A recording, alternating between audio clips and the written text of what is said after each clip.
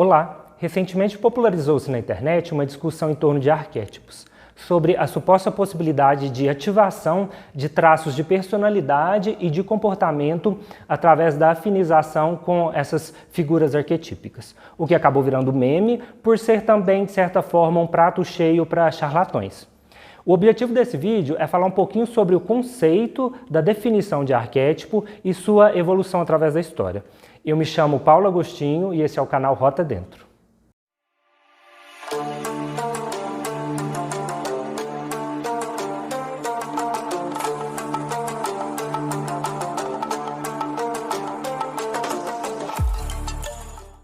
Uma origem comum que praticamente todo pensador ocidental chega ao falar sobre arquétipos é Platão, o filósofo da antiguidade grega, que desenvolveu a chamada teoria das ideias, em que temos ideias que são formas mentais puras, impressas antes de nascermos naquilo que ele chama de alma. Para ele, essas formas primordiais são mais do que estruturas que existem apenas em nossa mente. Elas teriam existência independente de qualquer perspectiva, pessoal ou coletiva. Elas são modelos originários de todas as coisas. Em um de seus discursos, ele afirma: são como padrões estabelecidos na natureza, e outras coisas assemelham-se a eles e são semelhanças. E essa participação das formas é, por outras coisas, simplesmente estar modelado nelas. Podemos pensar, então, em ideias primordiais, primitivas, originárias, perfeitas, que existem antes que o próprio mundo passasse a existir e que passa a existir justamente por conta delas. Na sua etimologia, a palavra arquétipo pode ser dividida em arqué, que tem a mesma raiz que palavras como arco, arcebispo, arquiduque, algo que está superior, que está acima. E tipos significa formas, se refere à marca, tipo, ou seja, impressões primais e superiores no sentido de antiguidade em relação a alguma coisa.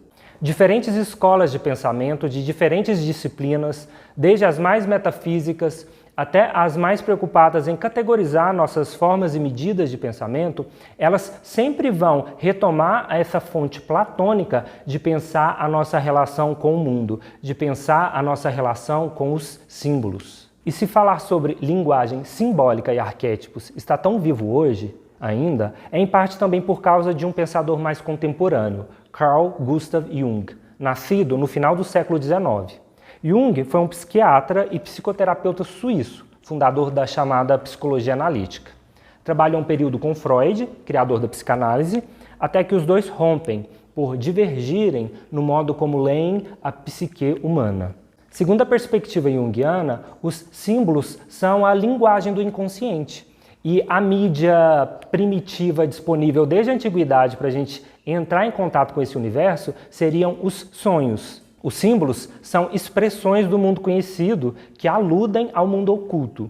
Os símbolos não esgotam o significado. Caso contrário, tornam-se sinais. Um sinal, como uma placa de trânsito, ele é instantâneo. A gente compreende imediatamente o que ele quer dizer. Já o símbolo, ele faz alusão à natureza de algo, como por exemplo uma cruz, que tem uma miríade de significados e pode ser uma ponte de acesso para vários níveis de entendimento. O sinal, ele informa abruptamente. O símbolo, ele ecoa. Ainda dentro dessa perspectiva, a relação entre nossa mente consciente e a inconsciente opera principalmente por meio da imagem e da imaginação, pois, segundo Jung, a psique opera de duas formas que são complementares. A consciente, através do raciocínio lógico, e o inconsciente, através da analogia. Ou seja, o conteúdo do inconsciente, ele ativa-se através dos símbolos, através dos sonhos, através do pensamento mítico, das narrativas universais enraizadas.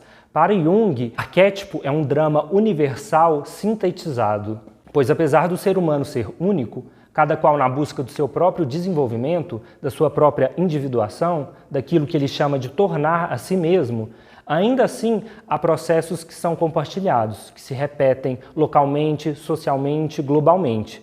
Processos que não são absorvidos pela cultura, mas que seriam herdados. O que popularmente hoje atribuímos como arquétipos, como por exemplo quando dizemos que tal deus é um arquétipo de um deus sacrificado, ou então que algumas figuras históricas consagradas, como Cleópatra, seriam um tipo de arquétipo, na verdade, segundo essa visão, seriam imagens arquetípicas, pois os arquétipos em si não possuem conteúdo pré-determinado. Atuam como padrões estruturais da mente humana, que devem ser preenchidos com conteúdos da experiência individual de cada sujeito.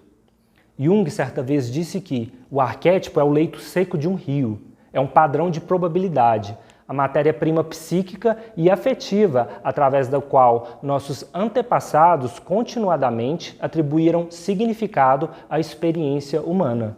Ou seja, são como uma usina de símbolos, construídas pelas relações que temos repetidamente através da história. O que era um instinto se torna uma medida de relação. Relação com o outro, relação comigo mesmo, relação com a própria realidade.